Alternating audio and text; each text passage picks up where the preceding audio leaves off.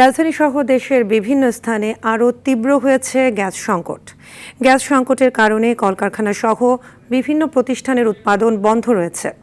বাসাবাড়িতে কমে গেছে গ্যাসের চাপ। গ্যাস না থাকায় অনেক এলাকায় জ্বলছে না চুলা। সিএনজি ফিলিং স্টেশনগুলোতে একই চিত্র। গ্যাসের জন্য ঘন্টার পর ঘন্টা অপেক্ষা করতে হচ্ছে পরিবহন শ্রমিকদের। এতে রান্না থেকে শুরু করে যাতায়াত সব ক্ষেত্রেই বেড়েছে ভোগান্তি। গ্যাসের সংকটে ক্ষোভে ফুঁসছেন চালক ও সাধারণ মানুষ। গ্যাস সংকটের দ্রুত সমাধান চান ভুক্তভোগীরা।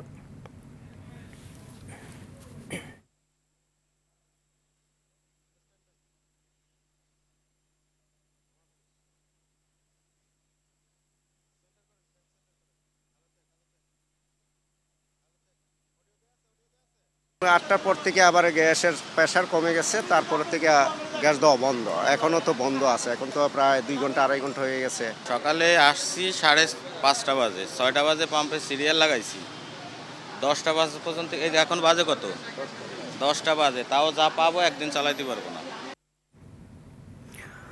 দর্শক, এই মুহূর্তে মহাখালী এলাকা থেকে যুক্ত হচ্ছেন দীপ্ত চন্দ্রপাল। দীপ্ত, গ্যাস সংকটে রাজধানীতে কি অবস্থা দেখতে পাচ্ছেন, কি বলছেন সিএনজি স্টেশন কর্তৃপক্ষ এবং ভুক্তভোগীরা, বিস্তারিত জানাবেন। সাবরিনা, আপনি যেমনটি বলছিলেন, প্রায় 1 মাস ধরে কিন্তু এই গ্যাসের যে সংকট, সেই সংকটটা কিন্তু এখনও বিদ্যমান। সরকারি ছুটির দিনেও আমরা দেখেছি যে এখানকার চালকরা কিন্তু ঘন্টার পর ঘন্টা লাইনে দাঁড়িয়েও যে তাদের কাঙ্ক্ষিত যে গ্যাস সেটি কিন্তু পাচ্ছেন না। এবং আমরা এখানে আসার পরে, মহাখালী এই পাম্পে আসার পরে যেটি দেখলাম, তারা সকাল কেউ 4টা, কেউ ভোর 5টা থেকে কিন্তু লাইনে দাঁড়িয়ে রয়েছে।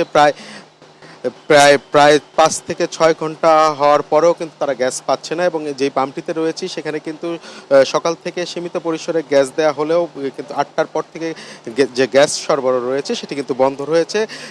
আমরা পাম্প কর্তৃপক্ষের সঙ্গে কথা বলেছি, তিনি যেটি জানিয়েছেন যে গ্যাসের যে প্রেশার, সেই প্রেশারটি কিন্তু কম থাকার কারণে যে গ্যাসের যে দেয়া কিন্তু বন্ধ রয়েছে। এবং কখন নাগাদ আবার গ্যাস দেয়া শুরু করবে তা কিন্তু জানাতে পারেনি। এবং আমরাও দেখেছি এখানে চালকরা কিন্তু দীর্ঘক্ষণ অপেক্ষা করছেন এবং অপেক্ষার পরে কিন্তু তারা আসলে ক্ষোভ ঝাড়ছেন সরকারের প্রতি।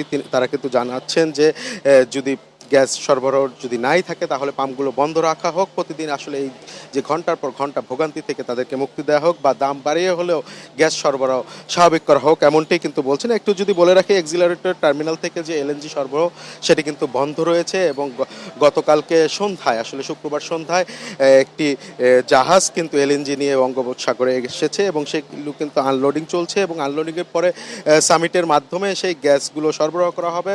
তো পাম্প কর্তৃপক্ষ আশা করছে যে আসলে বিকেলের পরে বা দুপুরের পরে কিন্তু স্বল্প পরিসরে গ্যাস পাওয়া যাবে এবং আস্তে আস্তে সেটি সমাধানের পথে যাবে কিনা সেটি নিয়ে কিন্তু তারা নিশ্চিত হতে পারছেন না। তবে যেহেতু এলএনজি গ্যাসের একটি জাহাজ এসেছে এবং এটি যদি কন্টিনিউ প্রসেসে আসতে থাকে, সেক্ষেত্রে কিন্তু আস্তে আস্তে এই সমস্যার সমাধান হবে বলে কিন্তু পাম্প কর্তৃপক্ষ আশ্বস্ত করেছে। এবং আমরা যেটি দেখেছি যে এখানকার যারা ড্রাইভার রয়েছেন বা চাকরিজীবী রয়েছেন, তারা কিন্তু আর্থিকভাবে অনেকটাই ক্ষতিগ্রস্ত হচ্ছেন, কারণ গ্যাস সরবরাহ না থাকার কারণে তারা কিন্তু গাড়ি চালাতে পারছেন না। পাশাপাশি আমরা দেখেছি গ্যাসের যে সিরিয়াল, তার জন্য কিন্তু আশেপাশে যানজটের সৃষ্টি হয়েছে। এবং যে রাইডারগুলো যেহেতু পাম্পে অলস সময় পার করছে, সেহেতু কিন্তু যাত্রীরা রাস্তায় গাড়িও পাচ্ছে না, ফলে কিন্তু ভোগান্তিতে পড়ছে। তো সাবরিয়া, এই ছিল আমার কাছে পাম্প থেকে, সিএনজি পাম্প থেকে সবশেষ তথ্য। সাবরিয়া,